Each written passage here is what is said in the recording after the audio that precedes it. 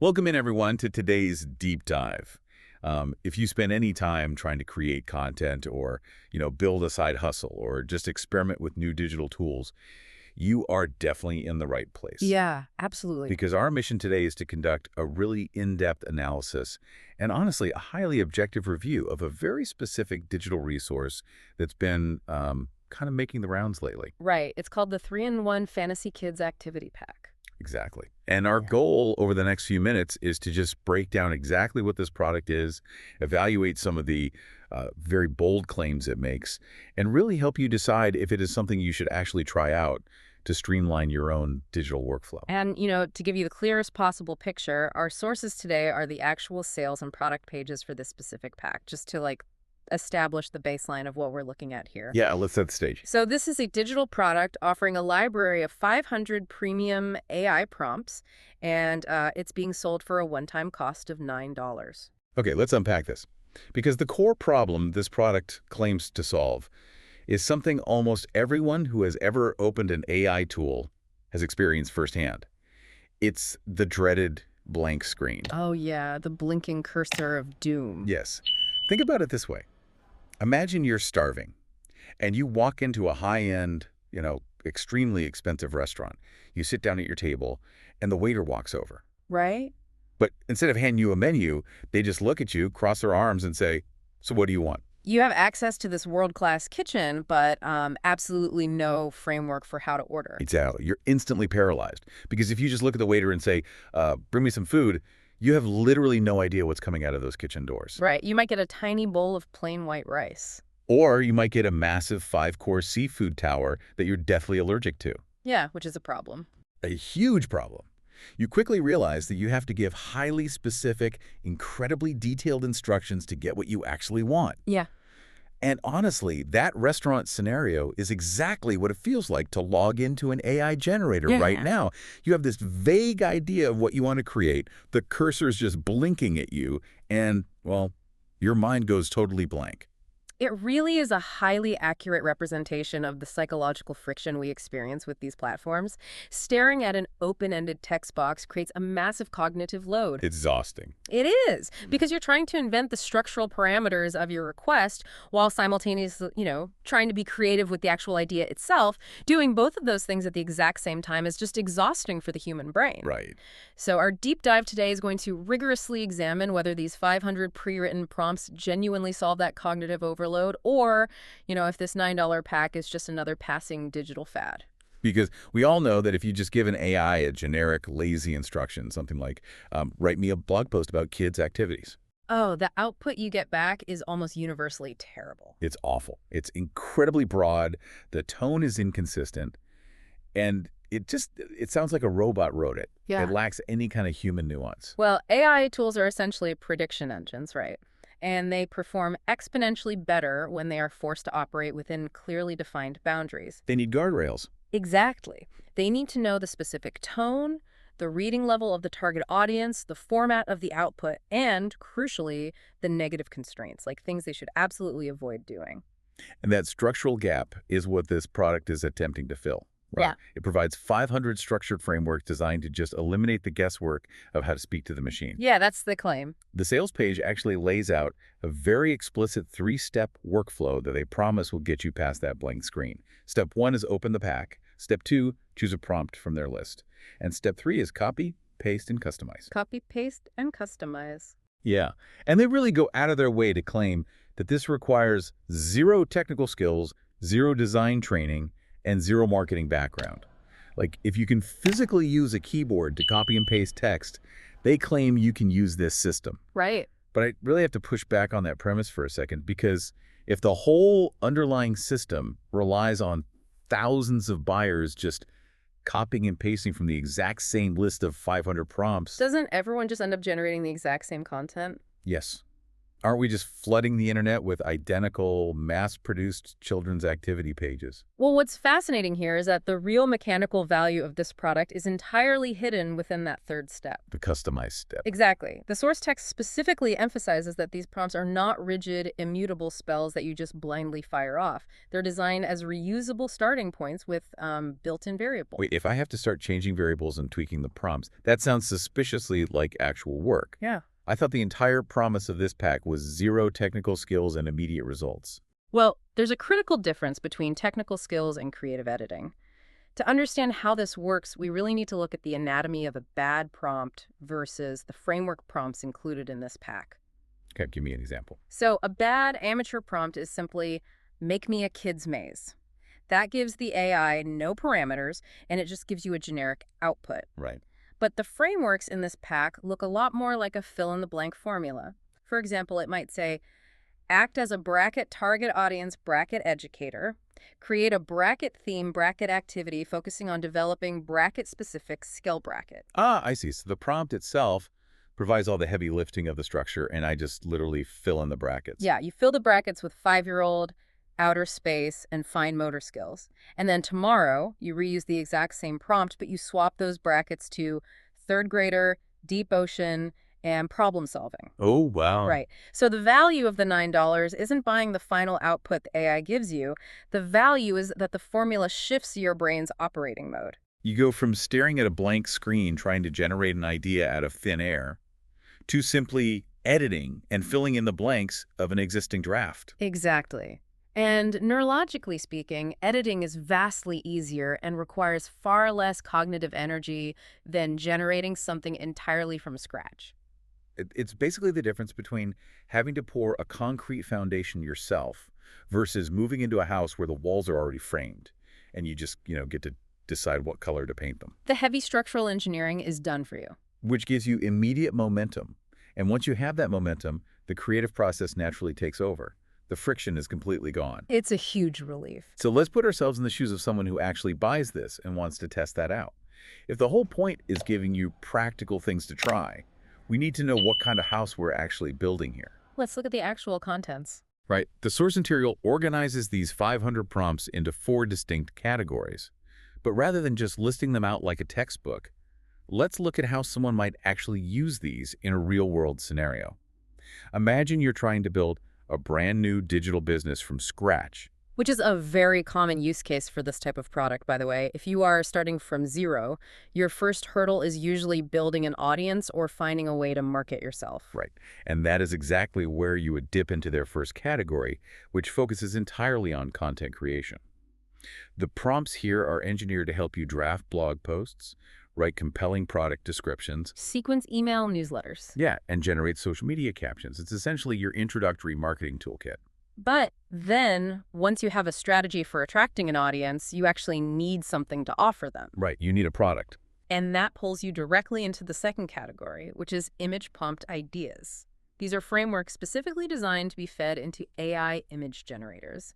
The sources list prompts for creating fantasy artwork, intricate coloring pages, character concept ideas, and, creative graphics. Okay, so you generate the visual assets, but you still have to package them, which naturally leads into the third category, digital product prompt ideas.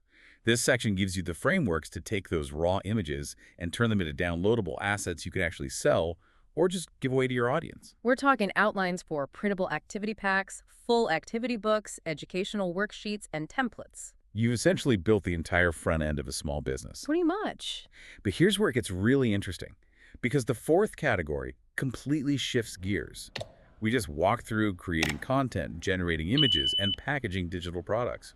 But category 4 is entirely focused on productivity prompts. Yeah, this part is wild. The text details frameworks for organizing complex ideas, brainstorming efficiently, structuring deep research outlines, building workflow systems, and establishing consistent output habits for busy professionals. It is a profound departure from the dragons and coloring pages. It is a totally bizarre contrast.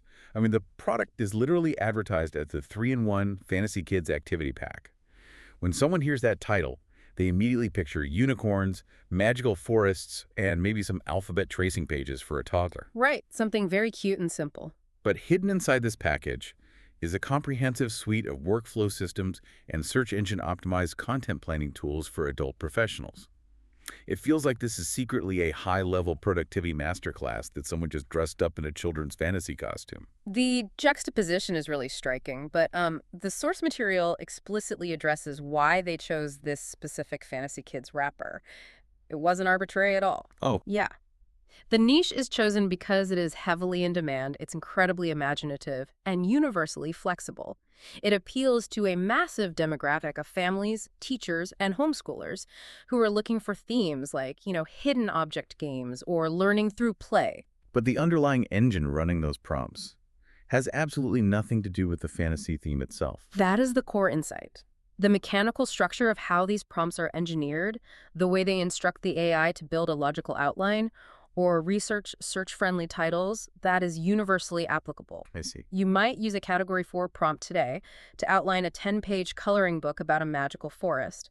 But tomorrow, once you actually understand how the fill-in-the-blank framework functions, you can use that exact same prompt structure to outline a 10-page technical training manual for freelance clients. Oh, wow. Yeah, the mechanics of workflow organization and content planning apply to virtually any industry. It really is a Trojan horse.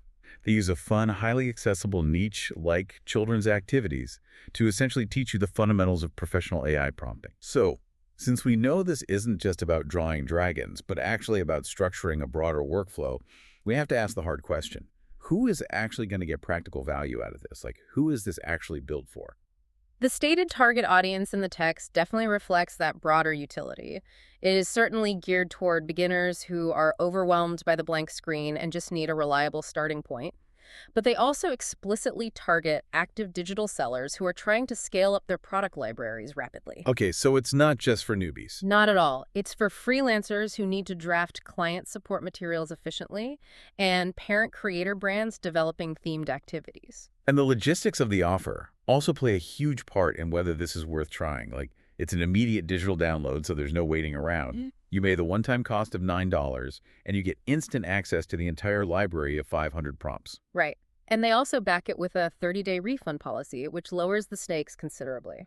Yeah, in the current landscape of incredibly expensive software subscriptions and high-ticket courses, a $9 entry point is an exceptionally low-barrier way to test professional-grade AI prompting. Oh, for sure. I want you, the listener, to pause and think about your own workflow for a second.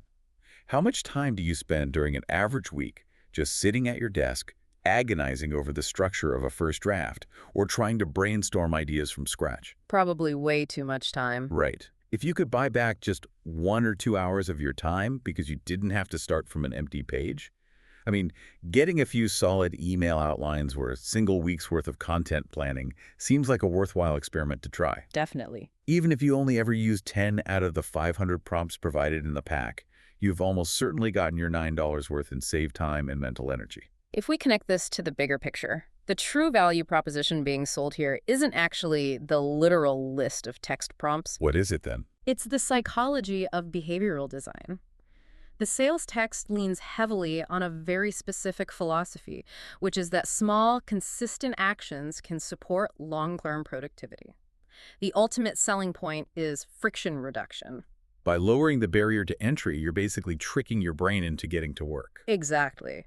When you give someone a pre-written prompt where they literally only have to fill in 3 blanks, you reduce the initial friction of starting to almost zero. Yeah, that makes sense. For a busy professional or, a solo creator trying to launch a side project after a long day of work, eliminating that initial hesitation is often the sole difference between building a consistent habit of creating and simply giving up because it feels way too overwhelming. It is the exact same psychology as laying out your gym clothes the night before. Yes, perfect analogy. If you wake up and your clothes are already there, the friction is Yeah. gone, and you're much more likely to actually go work out. If you have to hunt through your dark closet for your shoes at 6 a.m., the friction wins, and you stay in bed. These prompts are just laying out your digital gym clothes. A behavioral nudge, disguised as a kid's activity pack. Which naturally brings up a very logical and perhaps skeptical question.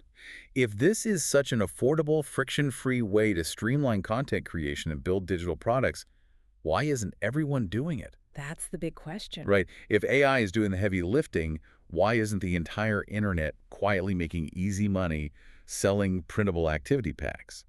That logical leap brings us directly to the reality check portion of this product. We have to read the fine print. And I must say, the fine print in this source material is shockingly blunt. It serves as a really harsh dose of business reality that you rarely ever see in digital product marketing. They do not hold back at all. The disclaimers explicitly state in no uncertain terms that this is not a get-rich-quick scheme, and it is not an automated passive income system. They go out of their way to clarify that any level of success with this product requires consistent action, deep effort, desire, and long-term commitment. No magic buttons. No. And in a particularly rare move, they specifically note that the testimonials and revenue examples used on their own site represent extraordinary results, not average ones. They make absolutely zero guarantees that a new buyer will duplicate those results. There's actually one exact line from the text that I have to read because it stood out to me so much. It says, if you are looking for an effortless, magical solution that brings immediate success without action, this product is not for you.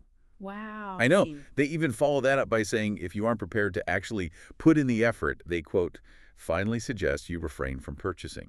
Actively telling a segment of potential buyers to go away and not buy your product is a remarkable piece of anti-marketing. So what does this all mean? I have to admit, I have a genuine appreciation for how brutally honest that fine print is. The irony is just too good to ignore. It really is. You have a vendor selling a product literally called the Fantasy Kids Activity Pack. They are packaging and selling the very concept of magic, imagination, and fantastical worlds. But when it comes to the business terms, they look the buyer dead in the eye and say, there is no magic here. There are no magical solutions in business. This raises an important question about how we view the modern digital economy. We are constantly surrounded by advertisements for tools that promise to just do the work for us. And AI is incredible. It really is. It can give you marketing strategies, it can generate brilliant starting points, and it can provide incredibly structured frameworks. But AI absolutely cannot duplicate human drive. No, it can't. It cannot replace the sheer initiative and resilience required to actually build, launch, and run a digital business. You can buy the fastest car in the world and you can buy the best GPS system to tell you exactly how to get to your destination. But the engine still needs fuel, and you have to be the one to actually press the gas pedal. The responsibility to take action ultimately lies entirely with the human user. And the fine print actually goes even further into the granular realities of digital entrepreneurship. Yeah, it gets surprisingly specific. It reminds the buyer that if they use these prompts to launch a website or a store, they are taking on real legal obligations. They have to comply with data privacy laws. They have to manage risks. For instance, if they allow user-generated content or comments on their site, they are totally responsible for managing the risk of defamation. Defamation. Yes. The vendor even strongly recommends consulting with a legal professional before launching anything. Which is wild to think about. You are just trying to buy a $9 pack of AI prompts to make some cute kids' mazes, and suddenly you're reading about data privacy compliance and defamation risks. Right. But it is the absolute truth. If you use these tools to generate assets and you try to sell them, you are a business owner. You take on all the liabilities that come with that title. The sources also clarify the platform logistics to ensure complete transparency. They note that the product is not owned or endorsed by major entities like Google, Meta Platforms, or Elegant Themes. Good to know. Furthermore, the transaction itself is facilitated through a platform called Warrior Plus, which is essentially a digital marketplace where software and information products are sold. However, the text makes it very clear that Warrior Plus only handle the checkout process. Right. They do not handle ongoing customer support, and they don't process the 30-day refunds. That responsibility goes directly back to the vendor. It is a really comprehensive, unavoidable reality check. It brilliantly grounds the fantasy marketing of the product in the very real, often tedious mechanics of being a digital entrepreneur. It ensures the buyer knows exactly what they're getting. It's a tool, not a substitute for human labor. To wrap up this honest review, the 3-in-1 Fantasy Kids Activity Pack is quite literally exactly what it claims to be. It's a highly affordable, highly practical shortcut. Yeah, definitely. If you're a beginner looking for specific things to try out with AI, if you're a creator wanting to speed up your workflow, or if you simply want a structured framework so you never have to stare at a blank screen again, this $9 pack offers a massive, flexible library of 500 starting points. provided, of course, that you are willing to step up and provide the actual human effort required. Hmm. You still have to customize the outputs, take consistent action, and, navigate the realities of building something of value. Absolutely. So if you are tired of staring at that blinking cursor and you want to see if these frameworks actually help your own workflow, we've linked the official site below. Check it out. I highly encourage you to click the link, look through the details and the 500 prompts for yourself, and decide if it's worth the $9 experiment to try it out. And while you are down there checking out the link, please make sure to like this deep dive and subscribe to the channel. Please do. We are constantly breaking down these digital tools, analyzing the source material, and helping you figure out what is actually worth your time, your money, and your energy. Subscribing is just the easiest way to make sure you never miss an evaluation. Navigating this rapidly changing digital landscape requires open eyes, clear analysis, and the right resources. We are going to leave you with one final provocative thought to ponder today. We have spent a lot of time talking about friction and how this pack of pre-written prompts is expertly designed to completely unblock our creative workflow by doing the heavy structural lifting for us. Right. But what does that growing reliance on frameworks actually say about human imagination? If we start relying on AI prompts to hand us the menu every single time we sit down to create, does that make us more creative because it frees our minds from the busy work of outlining? Or does it slowly risk standardizing our creativity? Exactly. Turning our unique, messy human ideas into nothing more than fill-in-the-blank templates.